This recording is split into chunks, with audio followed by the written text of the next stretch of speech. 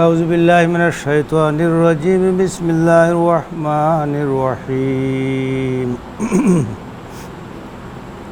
هو الذی انزل علیک الکتاب منہ آیات محکمات ہن ام الکتاب واخر متشابہات فاما الذین فی قلوبہم زیغ فیتبعون ما تشابہ منہ ابتغاء الفتنة وابتغاء تاویلہ وما يعلم تاویلہ الا اللہ والراسخون فی العلم یقولون آمنا به کل من عند ربنا وما يذکر الا اولو الالباب ربنا لا تزغ قلوبنا بعد اذ هدیتنا وهب لنا من لدنک رحمة انک انت الوهاب ربنا انك جامع الناس ليوم لا ريب فيه ان الله لا يخلف الميعاد ان الذين كفروا لن تغني عنهم اموالهم ولا اولادهم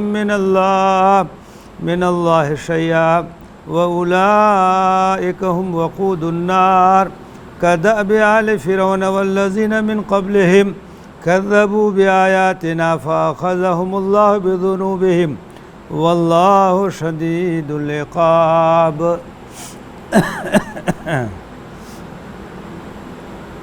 وہی ہے جس نے تمہارے اوپر کتاب نازل کی، اس میں کچھ آیات محکمات ہیں اور یہی اصل کتاب ہیں، اور دوسری آیات متشابہات ہیں۔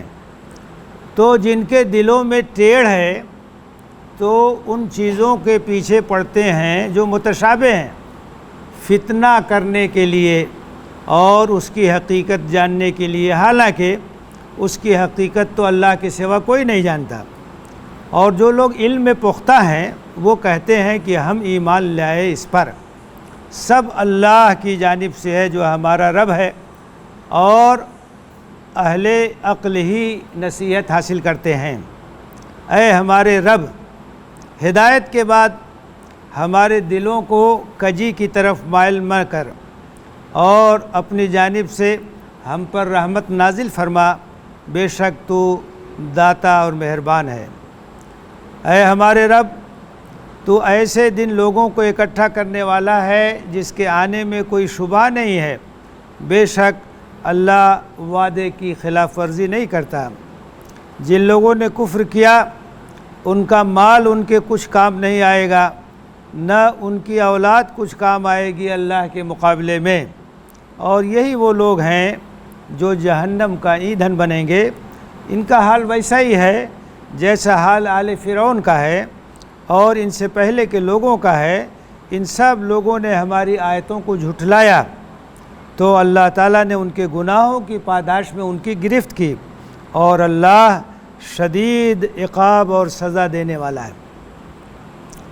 سورہ آل عمران چل رہی ہے، اور سورہ کے آغاز میں یہ بات کہی گئی کہ یہ اللہ ہی ہے جو پوری کائنات کو چلا رہا ہے، اور اس نے حق کے ساتھ کتاب تمہارے اوپر نازل کی ہے، اور یہ کتاب اس سے پہلے کی جو کتابیں ہیں ان کی پیشین کا عین مطابق ہے، مصداق ہے، اور یہ تمام لوگوں کے لیے ہدایت ہے۔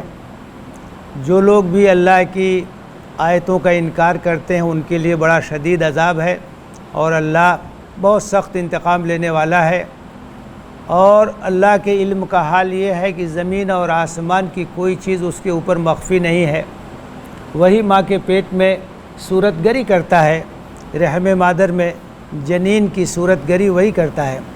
اس کے بعد فرمایا هو الذی انزل علیک الکتاب، وہ اللہ جس کا اوپر تذکرہ کیا گیا ہے، جو حی ہے، قیوم ہے، اس پوری کائنات کو چلانے والا ہے، زندگی بخشنے والا ہے، تو اسی نے اس کتاب کو تمہارے اوپر نازل کیا ہے۔ اس کتاب کا نازل کرنے والا وہی ہے، والذی انزل علیک الکتاب، اس کتاب کو اسی نے تمہارے اوپر نازل کیا ہے۔ اور اس کی آیتوں کی دو قسمیں ہیں، منہ آیات محکمات ہن ام الکتاب و اخر متشابہات۔ آیتوں کا ایک حصہ وہ ہے جو آیات محکمات ہیں، اور یہ گویا کتاب کی بنیادی آیتیں ہیں، اور کچھ آیتیں ہیں جو متشابہات ہیں۔ تو محکمات اور متشابہات، محکمات کا مطلب یہ ہوا کہ ایسی آیات جس میں ایسے مضامین بیان کیے گئے ہیں جس کو سمجھنے میں کوئی دشواری نہیں ہے، آپ آسانی کے ساتھ ان باتوں کو سمجھ لیتے ہیں۔ تو عقائد کی بیان، اس کی جو گفتگو ہے، توحید ہے، آخرت ہے، رسالت ہے، دین کی بنیادی چیزیں ہیں، بہت دلنشیں انداز میں، مدلل انداز میں قرآن نے بیان کر دیا ہے۔ یہ آیات محکمات ہیں، یہ بنیادی تعلیمات ہیں قرآن مجید کی۔ کچھ آیتیں ایسی ہیں جن میں تمثیل کے پیرائے میں کچھ چیزیں بیان کر دی گئیں، اس کی حقیقت تک ہم پہنچ نہیں سکتے ہیں، لیکن ہمارا اس کے اوپر ایمان ہے۔ جیسے جنت کے بارے میں قرآن میں نقشہ کھینچا گیا ہے کہ جنت ایسی ہوگی، اس کے اندر نہریں جاری ہوں گی، اور ایک نہر دودھ کی ہوگی، ایک نہر جو ہے وہ شہد کی ہوگی، صاف پانی کی ہوگی، شراب طہور ہوگا۔ وہ جنت کا ایک نقشہ کھینچا گیا، اس سے ایک تصور جنت کا قائم ہو جاتا۔ لیکن اگر ہم اس کی ایک دم حقیقت تک جانا چاہیں تو ہم نہیں جا سکتے ہیں۔ جہنم کا ذکر ہے قرآن مجید میں، اور اس کی ہولناکیوں کا تذکرہ ہے۔ اب اس کے بعد کہا کہ اسی جہنم کے اندر زقوم کا درخت ہوگا۔ تو اب آدمی سوچتا ہے کہ جہنم تو آگ ہے، تو اس میں بیچ میں درخت کیسے ہوگا؟ اب اس کی حقیقت تک ہم نہیں جا سکتے، لیکن اللہ تعالیٰ نے جو بیان کر دیا ہے تو ہمارا اس کے اوپر ایمان ہے۔ اس طرح کی جو آیتیں ہیں تو اس میں سمجھانے کے لیے ایک تشبیہ کے انداز میں، تمثیل کے انداز میں قرآن نے کوئی حقیقتیں بیان کر دی گئی ہیں۔ ہم جو ہے بہت گہرائی میں ہم کو جانے کی ضرورت نہیں۔ اب جیسے مان لیجئے اللہ تعالیٰ کی صفات کے بارے میں آیتیں ہیں، اللہ تعالیٰ سنتا ہے، ٹھیک ہے، ہمارا اس پر ایمان کہ اللہ تعالیٰ سنتا ہے، ہر بات کو سنتا ہے، کوئی چیز اس سے چھپی نہیں، لیکن کیسے سنتا ہے ہم یہ نہیں جان سکتے۔ ہماری طرح کان ہے اس کے، ہم یہ نہیں کہہ سکتے۔ اللہ تعالیٰ کیسے سنتا ہے، یہ اللہ کے عظمت کے شایان شان جو طریقہ ہے، کیفیت، اس طرح سنتا ہے۔ ہمارا ایمان ہے کو سنتا ہے، وہ دیکھتا ہے، سمیع بھی ہے، بصیر بھی ہے، سننے والا بھی ہے، دیکھنے والا بھی۔ کیسے دیکھتا ہے؟ تو ہم کہیں جیسے ہم دیکھتے ہیں ویسے دیکھتا ہے، ایسا نہیں ہوگا کہ آنکھ کمزور ہو جائے چشمہ لگا لے گا۔ اللہ تعالیٰ سنتا ہے، اللہ تعالیٰ دیکھتا ہے، اللہ تعالیٰ علیم ہے، اللہ تعالیٰ خبیر ہے۔ اللہ تعالیٰ کی صفات پر ہمارا ایمان ہے، ہم اس کی حقیقت اور اس کی ماہیت اور کیفیت ہم نہیں جانتے۔ تو اس طرح کی جو آیتیں ہوتی ہیں ان کو آیات متشابہات کہا جاتا ہے۔ اس کے چکر میں نہیں پڑنا چاہیے، بہت زیادہ گہرائی میں جانے کی ضرورت نہیں ہے۔ جو بات سمجھ میں آ رہی ہے اس بات پر ہم کو ایمان رکھنا چاہیے۔ تو فرمایا کہ یہ کتاب جو نازل کی گئی ہے، اس کتاب کی آیتوں کا حال کیا ہے؟ منہ آیات محکمات، کچھ آیتیں ہیں جو محکم آیتیں ہیں، ہر چیز سمجھ میں آ رہی ہے آسانی کے ساتھ۔ ہن ام الکتاب، قرآن کی بنیادی تعلیمات وہی ہیں۔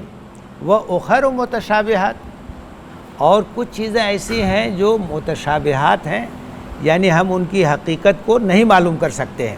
جو اہل ایمان ہیں اس کے ظاہر کو مانتے ہیں اور اس کی حقیقت کے چکر میں نہیں پڑتے ہیں، لیکن جو اپنے دلوں میں ٹیڑھ رکھتے ہیں اور جو قرآن کے بارے میں اعتراضات کرنا چاہتے ہیں، جو قرآن پر ایمان لانے میں رکاوٹ بنتے ہیں، وہ انہی آیتوں کے چکر میں پڑے۔ اس کا کیا مطلب ہے؟ تو اس کا کیا مطلب ہے؟ تو جہنم میں درخت کیسے ہوگا؟ تو اللہ تعالیٰ سنتا کیسے ہے؟ تو اللہ تعالیٰ دیکھتا کیسے ہے؟ تو قرآن سے روکنے کے لیے وہ اس طرح کی آیتوں کے چکر میں پڑتے ہیں۔ فرمایا فَأَمَّا الَّذِينَ فِي قُلُوبِهِمْ زَيْغٌ، جن کے دلوں میں کجی ہے، یعنی دلوں میں نفاق ہے، کفر ہے، اندر تو اسلام دشمنی بھری ہوئی ہے اور بظاہر اپنے آپ کو ہمدرد بتاتے ہیں، لوگوں کو گمراہ کرنا چاہتے ہیں، تو وہ لوگ جن کے دلوں میں کجی ہے، ٹیڑھ ہے، وہ کیا کرتے ہیں؟ فَيَتَّبِعُونَ مَا تَشَابَهَ مِنْهُ، تو قرآن کی ایسی آیتیں جو متشابہ ہیں تو اسی کے پیچھے پڑتے ہیں۔ اس کا کیا مطلب ہے؟ اس کا کیا مطلب ہے؟ شکوک و شبہات پیدا کرتے ہیں تاکہ لوگوں کو قرآن سے برگشتہ کر سکیں۔ لوگوں کو قرآن سے دور کر سکیں۔ ایسا کیوں کرتے؟ ابتغاء الفتنہ، فتنہ پیدا کرنے کے لیے، شک پیدا کرنے کے لیے۔ فتنہ کیا ہے؟ اسلام کے راستے میں رکاوٹ کھڑی کرنا، شکوک پیدا کریں گے، شبہات پیدا کریں گے، لوگ قرآن سے دور ہو جائیں گے۔ تو یہ تو آیت سمجھ ہی نہیں، یہ کیا کہہ دیا ہے، کیا مطلب ہے؟ تو ان کا مقصد کیا ہے؟ فتنہ پیدا کرنا، لوگوں کو اسلام سے، قرآن سے دور کرنا، وہ ابتغاء تعویل ہی، اور وہ چاہتے ہیں کہ اس کی حقیقت تک پہنچ جائے۔ حقیقت تک ہر چیز کے آپ نہیں پہنچ سکتے، انسان کا علم ایک حد تک جا سکتا ہے، تو جہاں تک آپ کا علم ہے اسی تک اکتفا کرنا چاہیے، آپ ہر چیز کی حقیقت کو جان نہیں سکتے ہیں۔ وَمَا يَعْلَمُ تَأْوِيلَهُ إِلَّا اللَّهُ، حالانکہ اس کی حقیقت تو اللہ کے سوا کوئی نہیں جانتا ہے، وہ تو اللہ ہی جانتا ہے۔ تو ہم کو ظاہر پر ایمان لانا چاہیے، اور کٹ حجتی نہیں کرنا چاہیے، منہ شگافی نہیں کرنا چاہیے، بہت زیادہ سوالات نہیں کرنا چاہیے۔ اس کی تعویل اور اس کی حقیقت اللہ ہی جانتا ہے۔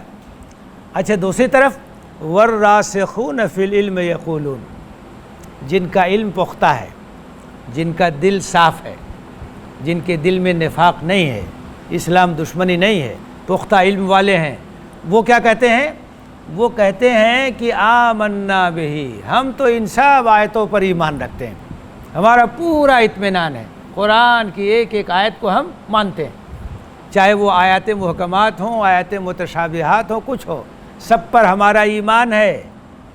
کل من عند ربنا، یہ تمام آیتیں ہمارے رب کی طرف سے ہیں، یہ تو ہمارے رب کی نازل کی ہوئی ہیں، ہم سب پر ایمان رکھتے ہیں، سب پر اطمینان رکھتے ہیں، کوئی شک نہیں، کوئی شبہ نہیں۔ وَمَا يَذَّكَّرُ إِلَّا أُولُو الْأَلْبَابِ، اور یہ لوگ عقل مند ہیں، اور جو عقل مند ہے وہ قرآن سے نصیحت حاصل کرتا ہے، اور جو نادان لوگ ہیں وہ قرآن کی تعویل کرنے کی کوشش کرتے ہیں اور فتنہ پیدا کرنے کی کوشش کرتے ہیں، لیکن جو عقل مند ہیں، دانش مند ہیں، وہ قرآن سے نصیحت حاصل کرتے ہیں۔ قرآن تو ایک نصیحت کی کتاب ہے، قرآن تو ایک تذکیر کی کتاب ہے، اور قرآن میں کہا گیا ہے وَلَقَدْ يَسَّرْنَا الْقُرْآنَ لِلذِّكْرِ فَهَلْ مِن مُدَّكِرٍ، نصیحت حاصل کرنے کے لیے ہم نے قرآن کو آسان کر دیا ہے کوئی نصیحت حاصل کرنے والا؟ کوئی آدمی قرآن پڑھے گا اور اس کا ترجمہ پڑھے گا تو اس کے دل پہ اثر ہوگا، جنت کا ذکر پڑھے گا تو جنت کا شوق پیدا ہوگا، جہنم کی ہولناکی کا ذکر پڑھے گا تو جہنم کا ڈر پیدا ہوگا۔ تو نصیحت کے لیے اور سبق حاصل کرنے کے لیے، عبرت حاصل کرنے کے لیے قرآن بالکل آسان، کسی کو بھی آپ ترجمہ سنا دیجئے اس کی بات سمجھ میں آ جاتی ہے۔ تو جو لوگ دانش مند ہیں وہ نصیحت حاصل کرتے ہیں، سبق حاصل کرتے ہیں۔ ربنا لا تزغ قلوبنا، اور یہ لوگ دعا کرتے ہیں، جو عقل مند ہیں وہ قرآن پر ایمان رکھتے ہیں، ایمان عمل صالح کے ثبوت دیتے ہیں، اس کے بعد اللہ سے دعا بھی کرتے ہیں، کیونکہ توفیق تو اللہ ہی دیتا ہے، اور اسلام پر ہم قائم رہیں یہ توفیق بھی اللہ ہی کی طرف سے مل سکتی ہے۔ تو جو اس طرح کے لوگ ہیں وہ دعا کرتے ہیں ربنا لا تزغ قلوبنا بعد اذ ہدیتنا، اے ہمارے رب ہدایت کے بعد ہمارے دلوں کو دوسرے راستے پر مت جانے دینا، ہم کو ہدایت کے راستے پر قائم رکھنا، ٹیڑھ نہ پیدا ہو، کجی نہ پیدا ہو، کہیں ہم نفاق کا شکار نہ ہو جائیں، شکوک اور شبہات کا شکار نہ ہو جائیں۔ تو اللہ تعالیٰ سے استقامت کی دعا مانگتے ہیں کہ ہم کو اپنے دین پر شرح صدر کے ساتھ چلنے کی توفیق دے، اور ہمارے دلوں میں کوئی ٹیڑھ نہ پیدا ہو۔ وَهَبْ لَنَا مِن لَّدُنْكَ رَحْمَةً، اور اپنی جانب سے رحمت کی بارش ہمارے اوپر کر دے، ہم تیری رحمت کے محتاج ہیں، تیرے کرم کے محتاج ہیں، اگر تیری رحمت اور تیری مہربانی نہ ہو تو ہم تجھ کو یاد بھی نہیں کر سکتے، تیری عبادت بھی نہیں کر سکتے ہیں، تو ہم پر اپنی رحمت کی بارش کر دے، رحمت اڈیل دے۔ اِنَّكَ أَنْتَ الْوَهَّابُ، بے شک تو دینے والا، تیرے پاس کوئی کمی نہیں، تیرے خزانے میں کوئی کمی نہیں، تو ہم تم سے تمہاری رحمت کی بھیک مانگتے ہیں کہ ہمارے اوپر اپنی عنایتیں نازل فرما، رحمتیں نازل فرما۔ اس کے بعد کی دعا دیکھیے، ربنا، اے ہمارے رب، اِنَّكَ جَامِعُ النَّاسِ لِيَوْمٍ لَا رَيْبَ فِيهِ، بے شک تو لوگوں کو اکٹھا کرنے والا اس دن جس دن کے آنے میں کوئی شک نہیں۔ یہ کون سا دن ہے؟ قیامت کا دن ہے، تو سب کو اکٹھا کرے گا، قیامت آ کے رہے گی، قیامت کے آنے میں کوئی شبہ نہیں، کوئی شک نہیں ہے، پوری کائنات گواہی دے رہی ہے، ہر چیز کو اللہ تعالیٰ نے جوڑا جوڑا پیدا کیا ہے، اور اس دنیا کا جوڑا آخرت ہے۔ اللہ تعالیٰ انصاف پرور ہے، اگر آخرت نہیں آئے گی تو یہ بہت بڑا ظلم ہو جائے گا۔ کیوں ظلم ہوگا؟ اس لیے کہ دنیا میں ہم دیکھتے ہیں بہت سے ظالم ہیں، بہت سے جابر ہیں، بہت سے سرکش ہیں، اور لوگوں کے اوپر ظلم کرتے ہیں، زیادتی کرتے ہیں، ناانصافی کرتے ہیں۔ ایک تو انصاف کا دن ہونا چاہیے جب ان کو سزا ملے، اور بہت سے نیک لوگ ہیں ستائے جاتے ہیں، ان کے اوپر ظلم ہوتا ہے، زیادتی ہوتی ہے، حالانکہ وہ نیک لوگ ہیں، تو ان کو تو انعام کسی نہ کسی دن ملنا چاہیے۔ دنیا میں تو تکلیف ہی میں رہے، پوری دنیا تکلیف میں ان کی گزر گئی، تو انصاف کا تقاضا ہے کہ ایک دن آئے حساب کتاب کا، اور ظالموں سے بدلہ لیا جائے اور مظلوموں کو انعام ملے۔ تو اے اللہ، اے ہمارے رب، تو لوگوں کو اکٹھا کرنے والا ہے اس دن جس کے آنے میں کوئی شک اور شبہ نہیں ہے۔ ان اللہ لا یخلف المیعاد، اور وقت مقررہ تو آ کے رہے گا، اللہ تعالیٰ اس کی خلاف ورزی نہیں کرے گا۔ اللہ کا وعدہ ہے کہ وہ دن آئے گا، تو وہ دن آئے گا، اس کی خلاف ورزی نہیں ہو سکتی، وہ دن آ کے رہے گا۔ ان الذین کفروا لن تغنی عنہم اموالہم ولا اولادہم من اللہ شیئا، جو لوگ سرکشی کرتے ہیں، ظلم کرتے ہیں، زیادتی کرتے ہیں، ناانصافی کرتے ہیں، کس کے بل پہ کرتے ہیں؟ ایک تو ان کے پاس مال ہے، دولت ہے، حکومت ہے، اعلیٰ اولاد ہے، لشکر ہے، انہی چیزوں کو بل پر لوگ زیادتی کرتے ہیں، سرکشی کرتے ہیں اور لوگوں کے اوپر ظلم کرتے ہیں۔ تو قرآن مجید میں اللہ تعالیٰ نے فرمایا ہے، ان الذین کفروا، جن لوگوں نے کفر کیا، لن تغنی عنہم اموالہم، ان کا مال ان کے کام نہیں آئے گا، ولا اولادہم، نہ ان کی اولاد ان کے کام آئے گی، من اللہ شیئا، اللہ کے مقابلے میں کچھ بھی۔ یہ مال دولت کام آنے والی نہیں ہے۔ امبانی کے پاس بہت دولت ہے، اڈانی کے پاس بہت دولت ہے، لیکن کیا اس دولت کے بدلے میں وہ عذاب جہنم سے بچ جائے گا؟ اللہ کے ہاں بازپور سے بچ جائے گا؟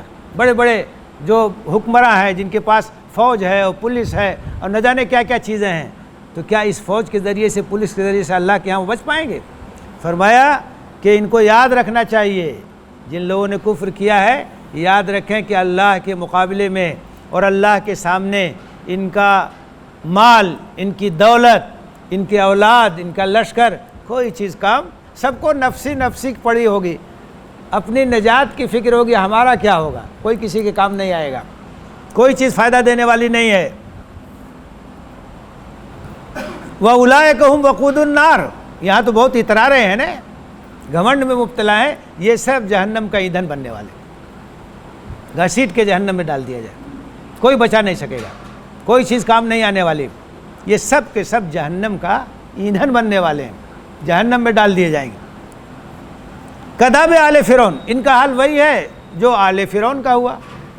فرعون اور آل فرعون نے زیادتی کی، سرکشی کی، نافرمانی کی، دنیا میں بھی غرقاب ہوئے، دریا میں غرق کر دیے گئے، اور آخرت تک عالم برزخ میں آگ کا عذاب ہو رہا ہے۔ قرآن میں کہا گیا ہے، النار یورزون علیہا غدوا وعشیا، برزخ میں بھی ہر وقت آگ کے سامنے ان کو پیش کیا جا رہا ہے، اور قیامت کا دن آئے گا تو جہنم کا سخت ترین عذاب ان کے لیے تیار ہے۔ تو یہ جو اس وقت سرکشی کر رہے ہیں، ان کا حال بھی وہی ہونے والا ہے جو آل فرعون کا ہوا۔ والذین من قبلہم، اور ان سے پہلے کی جو قومیں گزری ہیں سرکش، ان کے ساتھ جو اللہ تعالیٰ نے کیا، اللہ تعالیٰ کی پکڑ بڑی سخت ہوتی ہے، جب تک ڈھیل دیتا ہے، پکڑتا ہے تو اس کی سخت پکڑ ہوتی ہے۔ تو ان کا حال وہی ہے جو اس سے پہلے کی قوموں کا ہوا۔ کذبوا بآیاتنا، ان قوموں نے کیا کیا تھا؟ ہماری آیتوں کو جھٹلایا، نبیوں کا مذاق اڑایا، ایمان نہیں لے آئے، سرکشی کی، تو کیا ہوا؟ فَأَخَذَهُمُ اللَّهُ بِذُنُوبِهِمْ، تو ان کے گناہوں کی پاداش میں اللہ نے ان کی گرفت کی، اللہ کا عذاب آ گیا۔ واللہ شدید العقاب، اور اللہ سخت سزا دینے والا ہے، جب تک موقع دیتا ہے ڈھیل دیتا ہے، جب وہ پکڑتا ہے، ان بطش ربک لشدید، بے شک تیرے رب کی پکڑ بہت سخت ہے۔ تو یہ اترا رہے ہیں اس وقت، گھمنڈ میں مبتلا ہیں، لیکن اللہ کی طاقت کے سامنے تو ان کی کوئی حیثیت نہیں ہے۔ اللہ جب چاہے گا دنیا میں بھی ان کو عذاب دے گا، اور آخرت میں تو ان کے لیے شدید عذاب جہنم کی شکل میں موجود ہے۔ تو اہل ایمان کے لیے تسلی بھی ہے، کہ اللہ کے راستے میں آزمائشیں آتی ہیں، گھبرانا نہیں چاہیے، صبر کرنا چاہیے۔ آپ ایمان اور عمل صالح کے راستے پر استقامت کے ساتھ چلیے۔ کفر کا زور بہت ہے، سرکش لوگ بہت طاقتور ہیں، ان سے گھبرانے کی ضرورت نہیں۔ اللہ سے اپنا رشتہ مضبوط رکھیے، اللہ کی تائید اور اللہ کی نصرت دنیا میں بھی ہوگی اور آخرت میں بھی ہوگی۔ تو ان آیتوں میں یہ بات واضح کی گئی ہے کہ قرآن پر کون ایمان لاتا ہے اور قرآن پر کون ایمان نہیں لاتا ہے۔ قرآن تو ایک روشنی ہے، قرآن تو ہدایت کی ایک کتاب ہے، سب کے لیے ہے۔ فائدہ وہی لوگ اٹھاتے ہیں جن کے دل میں اللہ کی طرف بڑھنے کا رجحان پایا جاتا ہے، جو اللہ سے ڈرتے ہیں، اپنی عاقبت کو سنوارنا چاہتے ہیں۔ تو جو عقل مند ہیں قرآن سے نصیحت حاصل کرتے ہیں، اور جن کے دل میں کجی ہے، ٹیڑھ ہے، مرض ہے، نفاق ہے، سرکشی ہے، غرور ہے، گھمنڈ ہے، وہ قرآن سے فائدہ نہیں اٹھاتے، بلکہ قرآن سے روکنے کے لیے شکوک اور شبہات پیدا کرتے ہیں۔ قرآن کے بارے میں اور آیات قرآنی کے بارے میں اعتراضات کرتے ہیں۔ تو ایسے لوگ اپنے آپ کو اللہ کی پکڑ سے بچا نہیں سکتے ہیں۔ اس لیے اہل ایمان کو گھبرانا نہیں چاہیے۔ قرآن ہمارے لیے مشعل راہ ہے، قرآن اللہ کی کتاب ہے، اس سے اپنی زندگی کو منور کیجیے اور اس کی روشنی کو پھیلانے کی کوشش کیجیے۔ یہی اللہ کی تائید اور نصرت حاصل کرنے کا راستہ ہے۔ اللہ تعالی ہمیں اس کی توفیق دے، آمین۔ وآخر دعوانا ان الحمد للہ رب العالمین۔